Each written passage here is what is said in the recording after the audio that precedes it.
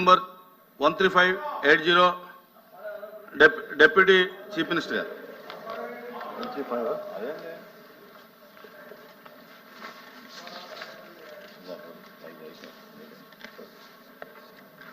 నమస్కారం అధ్యక్ష.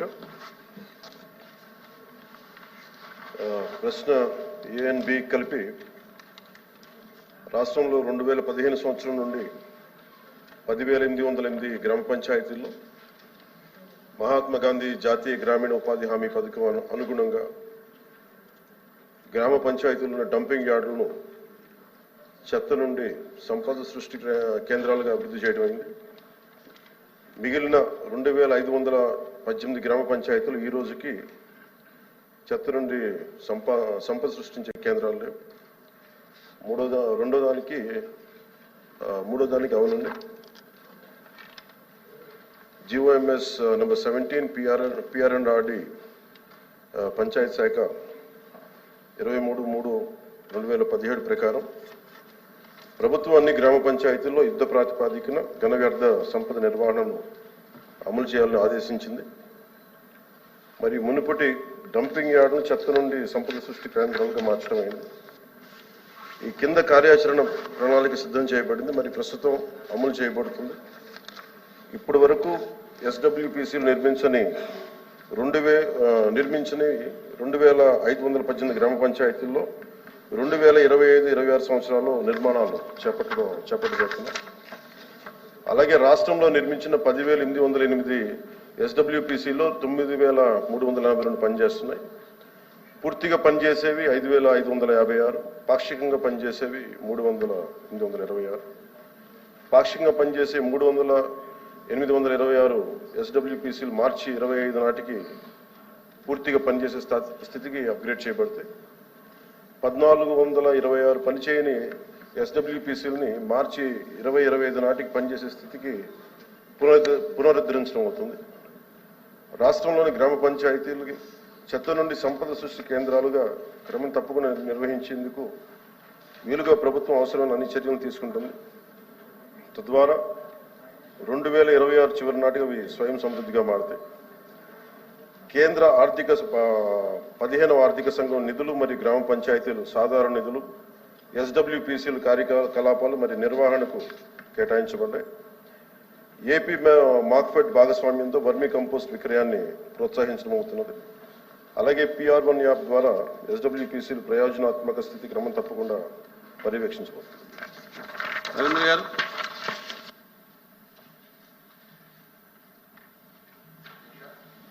అధ్యక్ష, ముందుగా ఉప ముఖ్యమంత్రి పవన్ కళ్యాణ్ గారికి ఉప ముఖ్యమంత్రిగా అయిన ఒక సందర్భంగా అభినందనలు మరి మీ ద్వారా తెలియజేస్తూ,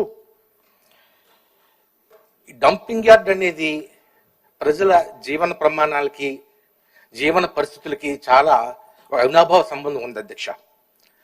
మనం పేదలు ఉండడానికి ఇల్లు కడుతున్నాం, హాస్పిటల్ కడుతున్నాం, స్కూల్ కడుతున్నాం, కానీ డంపింగ్ యార్డ్లకి స్థలం మనం కేటాయించట్లేదు అధ్యక్ష.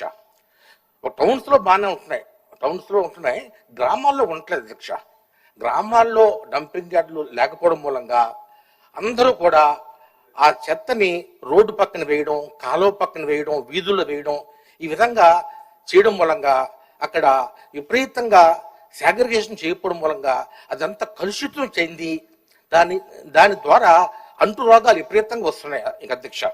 మరి మీకు అందరికీ తెలుసు, ఒక ఈగ 3 నుంచి 10 కిలోమీటర్లు ప్రయాణం చేస్తుంది అధ్యక్ష. ఒక దోమ 1 నుంచి 3 కిలోమీటర్లు ప్రయాణం చేస్తుంది అధ్యక్ష. అంటే ఒక డంపింగ్ యార్డ్ మీద ఈగ దోమ వాలి అది మన గ్రామంలోకి వెళ్ళి అక్కడ కలుషితమైనటువంటి బ్యాక్టీరియాని తీసుకెళ్ళి అక్కడ మిగతా వాళ్ళందరినీ కూడా స్పాయిల్ చేసే అక్కడ అవకాశాలు అనేక ఉన్నాయి అధ్యక్ష. మరి ముఖ్యంగా మన గ్రామీణ వాతావరణంలో ఒక 200 హౌసెస్ లో 80 టన్స్ అందులోకి వస్తాను అధ్యక్ష. ప్రశ్న దానికి అనుబంధం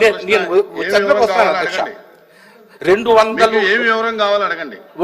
ఇప్పుడు మనం చేసే గ్రామాల్లో ఎటువంటి కార్యాచరణ మనం చేస్తున్నాము? నా ప్రశ్న ప్రధానంగా అది డంపింగ్ యార్డ్ ఓన్ సైట్ ఉందా? డంపింగ్ యార్డ్లకి గ్రామాల్లో ఓన్ సైట్ ఉందా? అంటే 200 హౌసెస్ ఉండే గ్రామంలో 80 టన్నులు ఒక ఒక మన వేస్ట్ అది వస్తుంది ఇక అధ్యక్ష మన సంవత్సరానికి. అలాగా మనం 2-3 గ్రామాలు కలిపి ఒక డంపింగ్ యార్డ్ పెడతామా? ఈ డంపింగ్ యార్డ్ పెట్టిన తర్వాత దాన్ని ఖచ్చితంగా రీసైకిల్ చేయాలి, ఇన్సినరేషన్ చేయాలి, ల్యాండ్ ఫిల్లింగ్ చేయాలి. ఈ మూడిట్లో ఏ ప్రాసెస్ చేయగలుగుతాము, ఏ ప్రాసెస్ చేసుకోవడానికి అందుబాటులో ఉన్నాయి? దీని మీద ఒక పూర్తి ప్రణాళిక చేయాలి అధ్యక్ష. ఎందుకంటే టౌన్స్ అయితే పెద్దగా కనుక చేయడానికి అవకాశం ఉంటుంది, విలేజెస్ చిన్నగా ఉంటాయి, దానికి వైబిలిటీ ఉండదు. మరి దీనికి ముఖ్యంగా మన జర్మనీలో, అక్కడ జర్మనీ దేశంలో చాలా చక్కటి అవకాశాలు ఉన్నాయి అధ్యక్ష. అక్కడ గ్రామాలని బాగా చేస్తున్నారు. ఏదైనా ఒక హౌస్ కమిటీ చేసి జర్మనీలో విలేజెస్ ఏ విధంగా చేస్తున్నాయి అది కూడా పర్యవేక్షణ చేసి అన్నిటినీ ఒక చాలా సమగ్రవంతంగా చేసి ఫ్యూచర్లో ఈ యొక్క డంపింగ్ యార్డ్ సమస్య లేకుండా చేయాలని నేను కోరుతున్నాను అధ్యక్ష.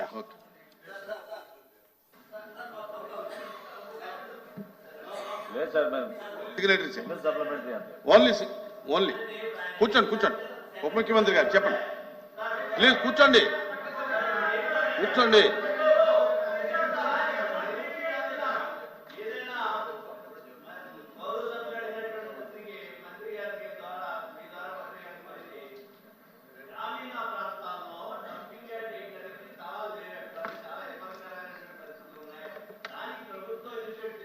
ల్యాండ్ ఎక్వేషన్ చేస్తే మాత్రమే. I'll answer for that. I'll answer for that. Please కూర్చోండి. దానికి సమాధానం చెప్తాను. గౌరవ సభ్యులు లేవనెత్తిన ప్రశ్నకి అధ్యక్ష, ఇది ఫండమెంటల్ రెస్పాన్సిబిలిటీ, ప్రాథమిక బాధ్యత. స్వచ్ఛమైన నీరుతో పాటు గ్రామాలు స్వచ్ఛంగా శుభ్రత ఉండటం చాలా ఇది మనందరి బాధ్యత. ఓకే, ఈ ప్రభుత్వం రాగానే గౌరవ సభ్యులు లేవనెత్తింది అసలు ఇంత చెత్త కలెక్ట్ అవుతూ ఉంది. మెయిన్ మనకున్న సమస్య మనకి సరైన స్థలాలు లేవు దానికి సేకరించడానికి. వీటన్నిటిని దృష్టిలో పెట్టుకొని మన అధికారులతో కూడా కూర్చొని చెప్పింది ఏంటంటే, ఇప్పుడు మల్టీగ్రేడ్ వాటర్ స్కీమ్ లాగా అసలు మొత్తం మండల్ హెడ్ క్వార్టర్స్గా ఉండి మెయిన్ ఈ డంపింగ్ యార్డ్స్కి సంబంధించి ప్రతి గ్రామం నుండి ప్రత్యేకంగా కొన్ని బండ్లు పెట్టి చెత్తను సేకరణ. ఎందుకంటే కొన్నిసార్లు కొన్ని గ్రామాల్లో స్థలాలు సేకరణ కొంచెం కష్టంగా ఉంది. ఎందుకంటే కనీసం స్కూల్స్కి కూడా సెంటు భూమి లేని గ్రామ పంచాయతీలు ఉన్నాయి అధ్యక్ష. అందుకని ప్రత్యేకించి మేము ఆలోచిస్తుంది ఏంటంటే, ప్రతి ఒక 10-12 గ్రామాలని ఒక ఉమ్మడిగా తీసుకొని వాటికి సంబంధించి ఒక కామన్ డంపింగ్ యార్డ్ని తీసుకొని ప్రతిపాదన చేస్తున్నాం అధ్యక్ష. దీన్ని కొద్ది రోజుల్లో మీకు దీని మీద ఒక సమగ్రమైన వివరాలు తెలియజేస్తాం. బట్ ఖచ్చితంగా ఈ సమస్యను గుర్తించా, ఇది మనందరి బాధ్యత. Will take it forward. Question number 13502 deputy chief minister గారు.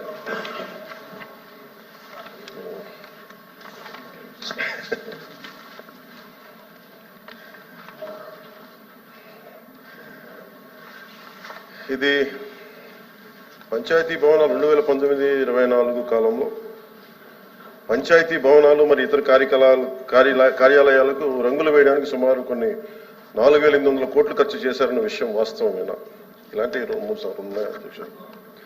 2019-24 పంచాయతీ భవనాలకు నేను ఇవ్వగలిగే క్లారిటీ దీనికి సంబంధించి అధ్యక్ష, 2019-24 పంచాయతీ భవనాలకు గ్రామ సచివాలయాలకు మాత్రమే రంగులు వేయడానికి 101.81 కోట్ల మొత్తాన్ని ఖర్చు చేయడం జరిగింది అధ్యక్ష. రంగులు వేయడానికి ఖర్చు చేసిన మొత్తంలో 49.8 కోట్ల మొత్తాన్ని పెయింటింగ్ వేయడానికి, 52.73 కోట్ల మొత్తాన్ని భవనాలకు ఉన్న పెయింట్ని తొలగించి మళ్ళీ తిరిగి రంగులు వేయడానికి ఖర్చు జరిగింది. బి ప్రశ్నకి అది అన్ని కార్యాలయాలకు సార్, నేను చెప్తాను ఓన్లీ పంచాయతీ భవనాలు. బి ప్రశ్నకి ఏమీ లేదండి. గ్రామ సచివాలయాల భవనాలకు ఉపయోగించే రంగు విధానాన్ని ప్రశ్నిస్తూ వివిధ పార్టీల్లో హైకోర్టులో రిట్ పిటిషన్లు దాఖలు చేయడం జరిగింది. అలాగే మూడో ప్రశ్నకి హైకోర్టు జారీ చేసిన ఆదేశాల ప్రకారం రంగులను తొలగించి కింద విధానంలో భవనాలకు తిరిగి రంగు వేయించవలసిందిగా ప్రభుత్వంలోని జిల్లా కలెక్టర్లు మరియు జిల్లాధికారులను ఆదేశించడమైంది. గ్రామీణ గిరిజన రంగోలీ పెయింటింగ్ యొక్క విలక్షణమైన లక్షణాలతో టెర్రకోట రంగులకు పైన 8 అంగుళాల వెడల్పు గల బోర్డర్ డిజైన్తో నేల నుండి 2.5 అడుగుల ఎత్తుతో భవనాల భాగంలో హాఫ్ వైట్ రంగుకు మరియు దిగువన టెరకోట్ రంగు వేయడం సార్. రామారావు గారు. అధ్యక్ష, అంటే గౌరవ ఉప ముఖ్యమంత్రి గారు చెప్పిన సమాధానం వారి శాఖ వరకు వారు ఇచ్చిన ఇన్ఫర్మేషన్ అది వారి శాఖ వరకు ఇచ్చారు.